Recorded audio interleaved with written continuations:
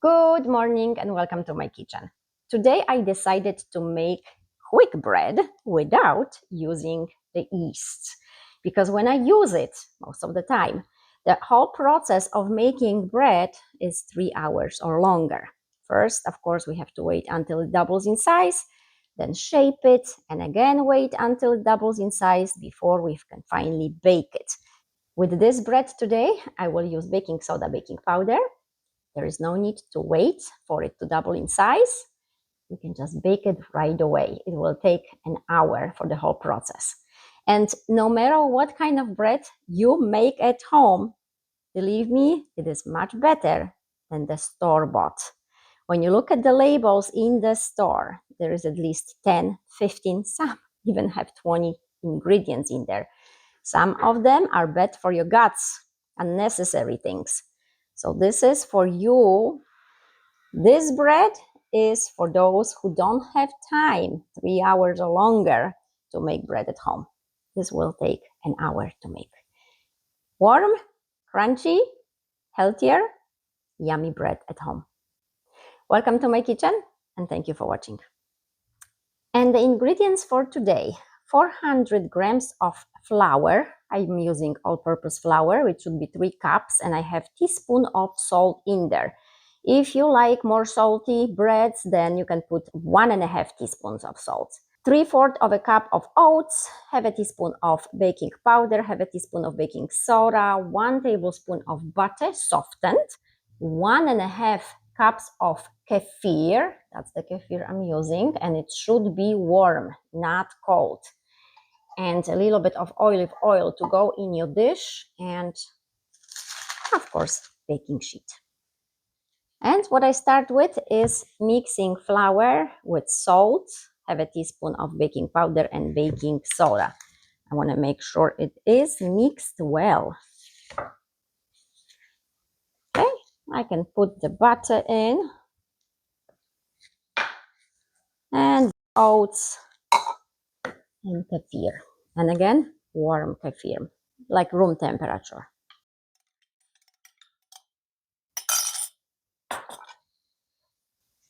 And then you mix it until you don't see any of the dry flour.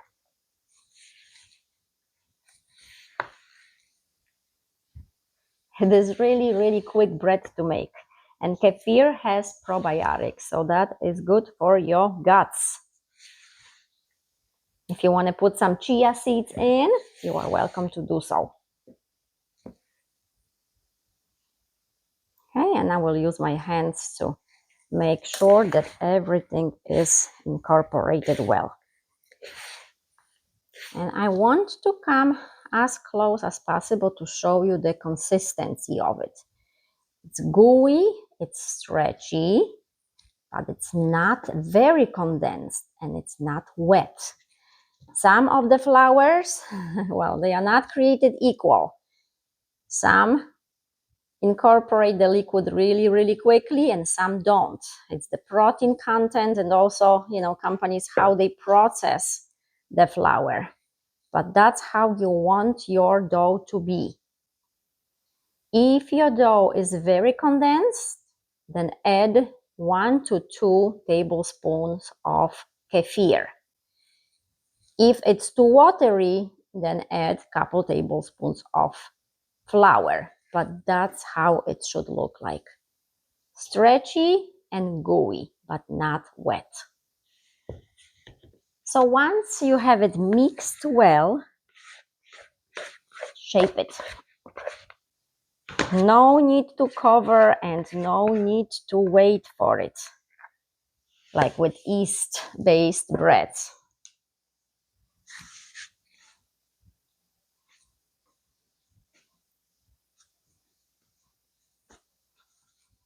And this kind of bread, you don't really need to do much. It is so easy to shape. If you don't want to use flour, you can roll it in the oats instead.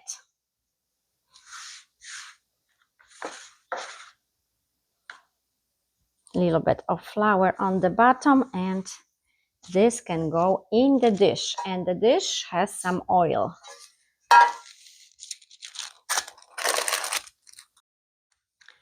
And now for more crunchy skin, if you like crunchy skin, you can get some olive oil. And that's my favorite. It doesn't have that aftertaste like olive oil has sometimes. It's organic and I have it from Costco. So a little bit of olive oil and just spread it on top of that bread.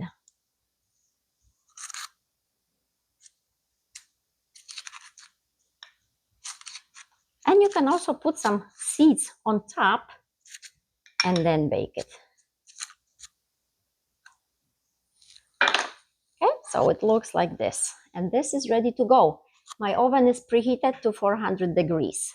Lately, I noticed that my oven, when it gets really hot, somehow it gets even hotter than it's supposed to. So probably halfway of baking, I will lower the heat to 390 or something. But it wasn't doing that before, so I don't know what happened. I guess I have to wait and see if it still continues doing so and call someone to check on it. But usually I bake it at 400 degrees for 45 minutes. And the color, of course, will tell you if the bread is ready or not. But again, 400 degrees, 40 to 45 minutes, and that should be plenty.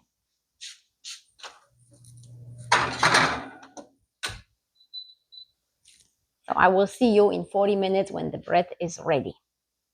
And this is halfway into baking.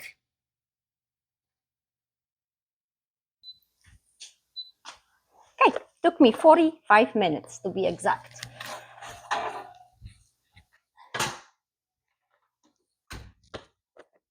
And now, how do you like your skin? Do you like your skin very crunchy or on the softer side? It's all about the moisture, the steam evaporating.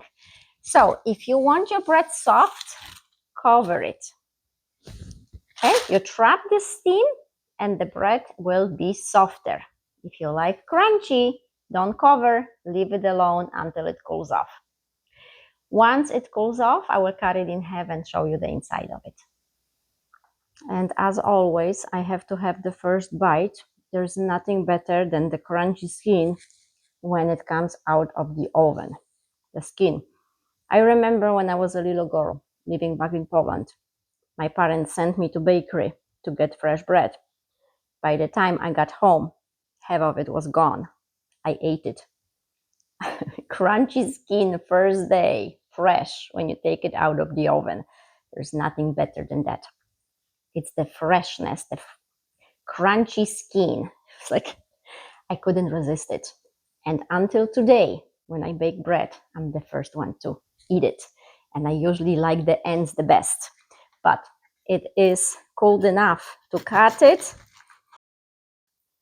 Come up close to show you. Still, I can see the steam coming out. So it's still warm inside.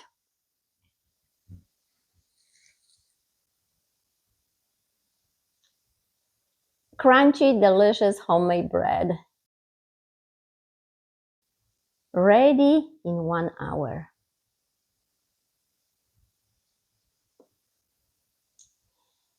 Thank you for watching.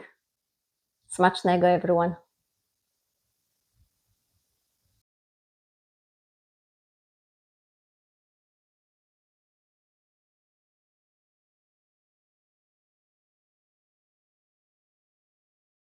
I would like to let you know why I am a big fan of using scale instead of the cups.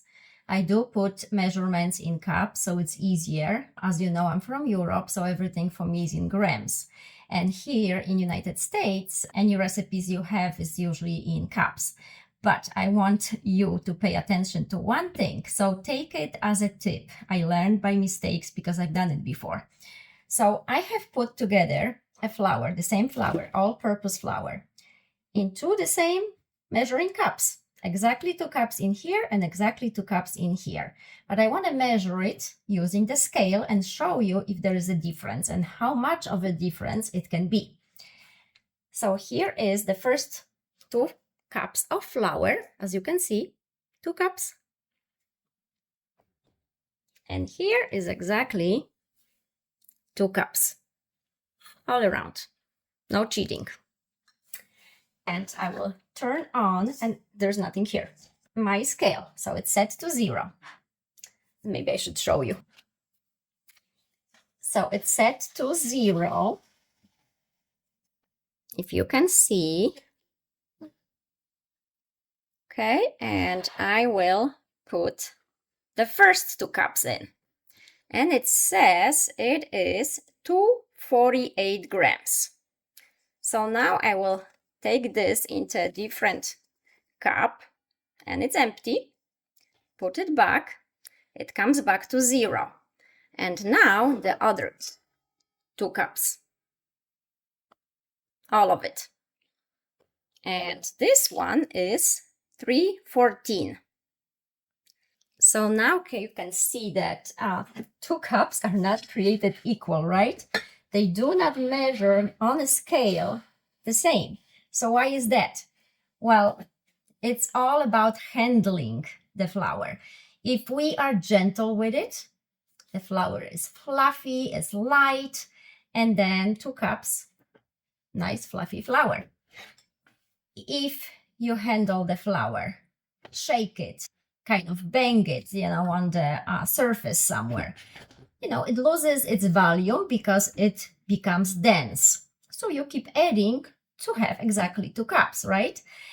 Well, but it's much, much more heavier. It's much, much more flour that you need.